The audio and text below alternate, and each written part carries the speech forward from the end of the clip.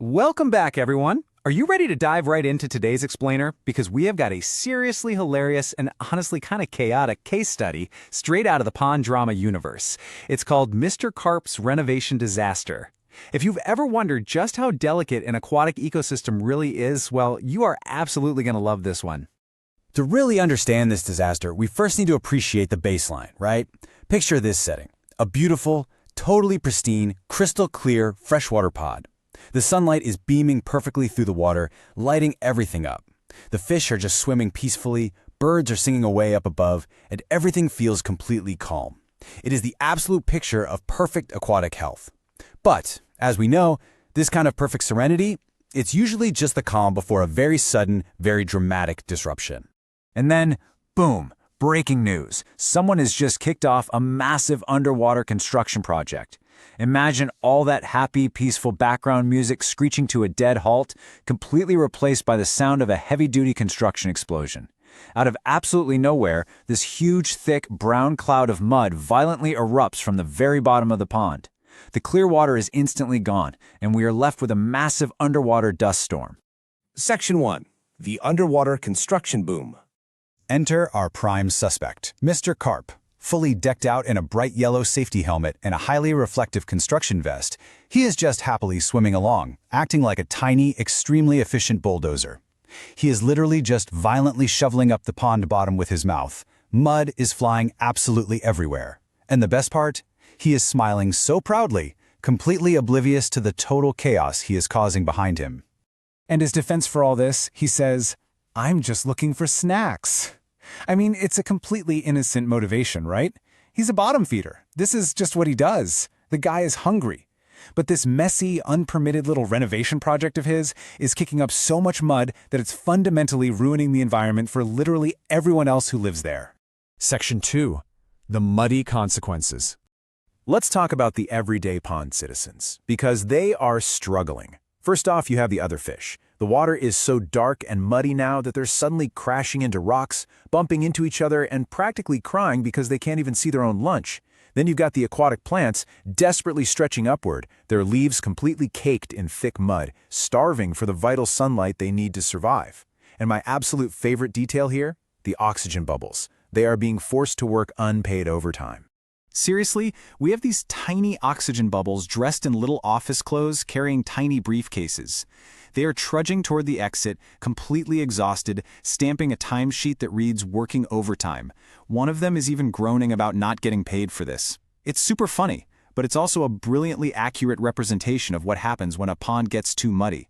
The plants can't photosynthesize properly without light, which means less oxygen is produced, and that puts a massive, dangerous strain on the dissolved oxygen levels that literally keep the entire pond alive. Section 3.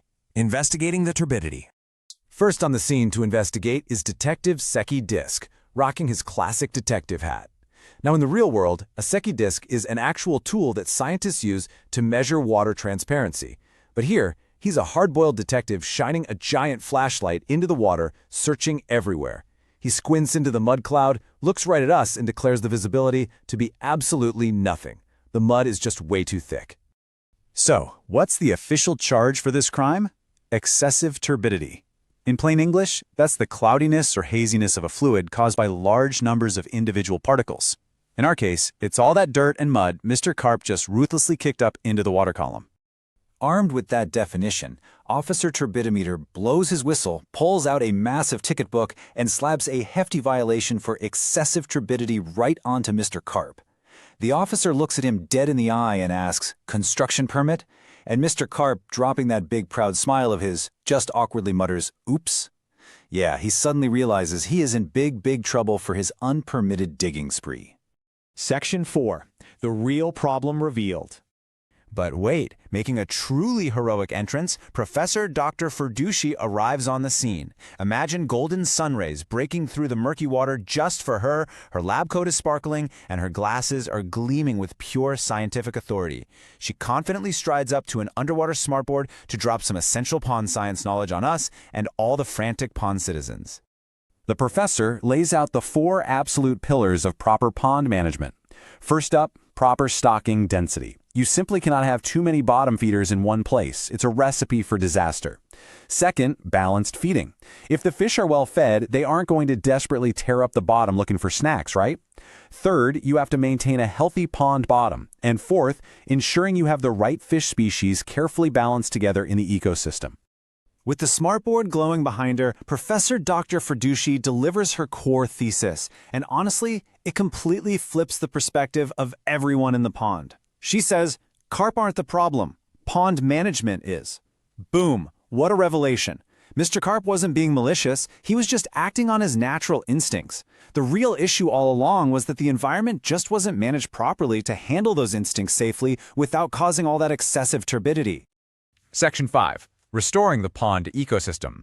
As soon as those proper management practices are finally put into place, Mr. Carp stops his frantic digging. Almost immediately, the excessive turbidity starts to fade away.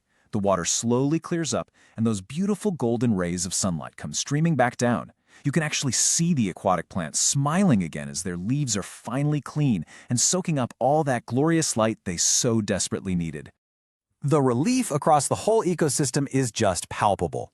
The fish are celebrating because, hey, they can finally see their lunch again.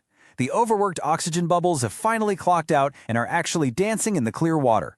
Even the tiny phytoplankton are so pumped up they're taking underwater selfies together. The balance of the pond has been entirely restored. And our guy, Mr. Carp? Well, he's learned his lesson too. Taking off his little hard hat, he looks around at the happy pond and says, maybe I'll snack a little more gently. It is such a funny, heartwarming commitment to having much better pond manners now that he actually understands how his actions ripple out and affect the whole community. So, with the crisis averted, it's time to turn the question over to you. Based on the actual science of turbidity and pond management we just unpacked today, what advice would you give Mr. Carp? Should he just keep digging or learn better pond manners? Think about how the different parts of this ecosystem rely so heavily on each other and drop your funniest, most scientifically accurate answer in the comments below. The best one might just get featured in our next adventure in the pond drama universe.